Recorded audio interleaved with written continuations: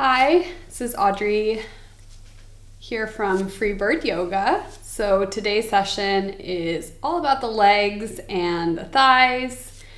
Before we begin, for anybody who has any knee issues, maybe any ankle issues, hip joint, thighs, things like that, you're still free to participate, but just be extra cautious listening to your body. If anything feels like tingling, numbness, any pinching, please come out of it and just come back to neutral here.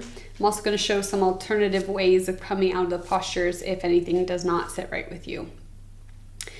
It's also important throughout our exercises that your posture is really grounded down so that your feet, all four corners, are equally distributed on the mat, that we're using our sit bones to support our spine, lumbar, all the way to the crown of the head.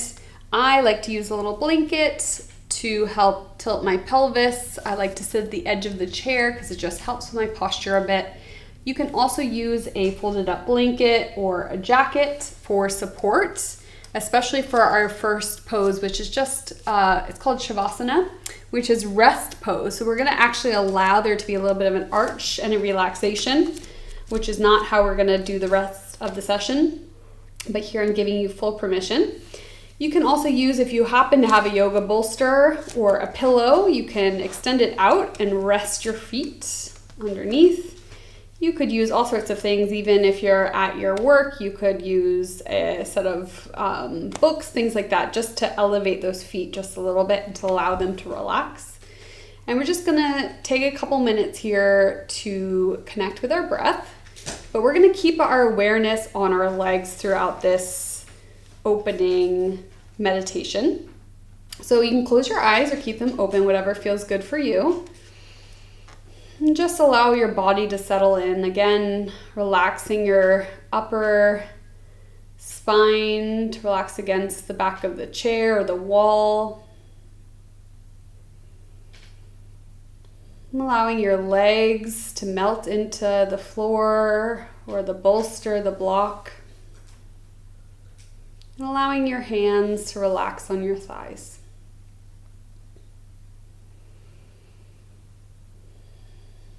To start, we're going to bring our awareness to our thighs, as well as the part of our body that is in contact with the chair.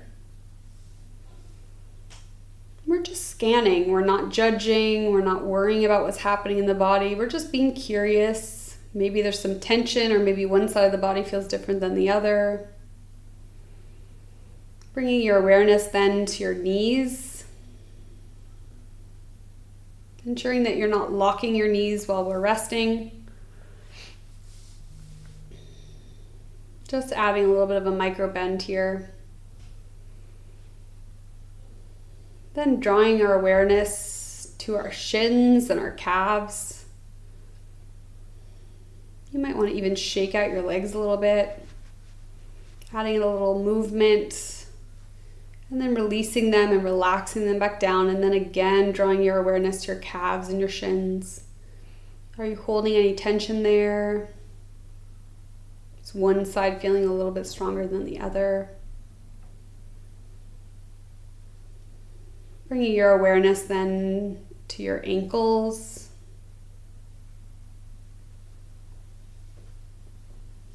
To the bottom of your feet. Into your toes.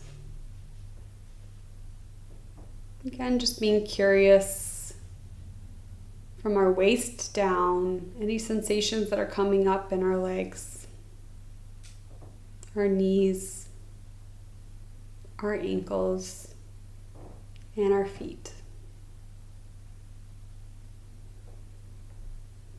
And throughout this process, if any thoughts begin to enter your mind, or you find yourself wandering off worrying about what you're going to have for dinner or lunch, worried about what happened earlier today, or worried about what you have to do at work, just return to an awareness of your breath. Breathing in and out of your nose.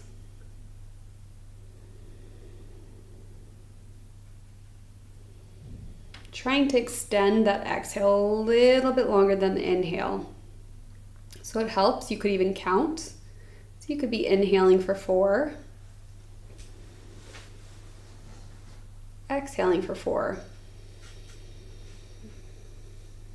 Doing this a couple times. And then if you feel like you have capacity, you could inhale for 4 and exhale for 5. And just continuing to increase your exhale throughout this practice. And again, you can always return to counting if it helps bring your awareness to your breath rather than those thoughts. And then after your next exhale, you're going to slowly bring your right foot back down to the mat or the ground, followed by your left. You're going to slowly bring your chest forward, removing the blanket or block behind your back. Slowly blinking your eyes open. And again, if you have anything underneath your feet, you can slowly push that away. And again, we're returning to neutral where we're grounded down through our feet, all 4 corners. And today we're focusing on the legs and the thighs because we have so much stiffness often. We have a lot of swelling that can happen. Sometimes we can have issues with circulation. So if we're sitting for long hours at the desk or watching TV, there's a lot of issues with our joints, especially within our hips and ankles and knees. The older we get, I'm definitely starting to feel a lot of that. So it's really important that we're doing these little exercises on a more regular basis to really create the circulation, the blood flow throughout the workday. And again, it doesn't require you leaving your desk chair, and it can only take 5 to 10 minutes. So that's why we want to continually do these types of things. So we're going to go into a seated leg extension. So it's really just a knee lift, and it's really good for strengthening the quads and the knees. So to do so, we're just going to slowly bring the knee up towards the chest. And you can just keep your hands relaxed on the thighs, relaxing the shoulders down, and inhaling as you draw the knee up, holding it here for a couple breaths, and releasing it back down to the floor if it becomes too much, or if you feel pinching in your hip joint. You could even lower it down a little bit more. And then exhaling, releasing down. And then you're returning to the other side. This can also be a lot about the core as well as the legs. So we want to make sure we're not slouching into the chair. It's why I like to sit on the edge. And we're really using that core as well as the legs to engage, and then releasing back down. Now you can continue to do this at your own flow, but there's 2 other alternative ways that you can do this. So you could also bring the knee into the chest, interlace the fingers under the thighs, and this can be just a guide for you. So allowing your hands to be on both sides of the thighs and then holding it as the knee comes into the chest. Just a supportive tool. The other thing you could do is you could use a yoga block or a very sturdy book or something like even a box or a container at work, and you can place the foot on top of the block. This might actually be enough because this might be stretching the hip joint for some of you. It could be that you're bringing your foot up off the block and holding it there for just a second and then returning it back down, just focusing on that breath. This in itself will be quite the exercise, quite the workout for you. Or lastly, if you happen to have a yoga belt, or you could also use a Pilates or a physio belt, or believe it or not, you could even use, I've done like a belt at home, or even like a bathrobe tie, things like that you can do, just making sure that you are able to grip on and keep it stable. So when we use any kind of belt for this exercise, you want to make sure it's under the ball of your foot. Most people think it would be under the arch, but in fact, that does not create enough stability for our foot. So it's under the ball of our foot, just below the toes. And then from here, this is just to help bring the knee down through the exhale and inhaling the knee to chest. We're not slouching. This is not about the shoulders. This is still moving into the hip joint and using the core. It's just another tool to help because it can be quite the exercise given our different anatomy, our different body, our different flexibility. So I highly recommend, if you don't have one and you're able to and it's accessible, to be able to get a belt from somewhere, because this can be such a great tool throughout. And then we're going to continue doing that. So we're going into more of like a seated marching. So again, this is so great for circulation and hip flexors. This one you can keep your foot flexed while doing it. So flexing, inhaling the knee up, exhaling down, returning to the other side. Inhaling up with that flexed foot, holding it, exhaling down. And just like I showed you using those other props, you could continue to do that. You could use a strap like I showed you, or the block under the foot. So you're just going to continue doing the marching movement. Again, something so easy you could do just pushing away from your desk, or while you're watching Love Island, or whatever it is you're doing. Maybe not on the subway, or maybe on the subway.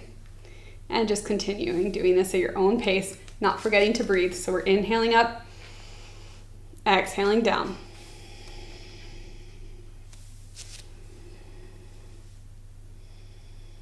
And then releasing that back down.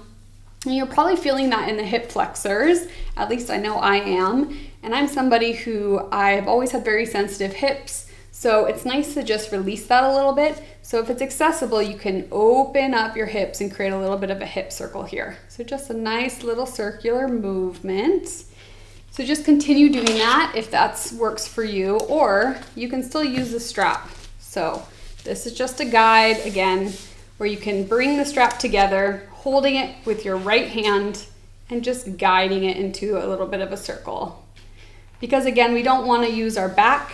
If you're feeling pinching in the back, that is not the point of this exercise. It's really to work into that hip joint, maybe a little bit of that core if you're engaging that in the leg. The alternative you could also do without even having to remove your leg is you could just open your hip joint a little bit to the side and returning it back to center. Nice and gentle, nice and relaxed. And then you're going to take that onto the other side.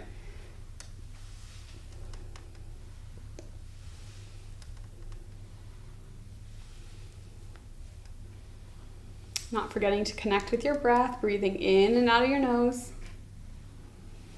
And then releasing back down to neutral. Now we're going to do some toe lifts. So again, grounding down into all four corners of your feet, lifting up through the sit bones all the way to the crown of your head. Hands relax onto your thighs. And then from here, we're going to draw. So we're keeping the heel of the right foot on the mat or the ground. And you can draw those toes up towards the ceiling. So just holding it there. So you're going to feel that stretch in your ankle, up your calf, maybe even into your thighs a little bit if you're really able to lift. Again, this is where the strap can be great. So if you're not feeling any kind of stretch at all, then you might want to loop that strap underneath the ball of your foot.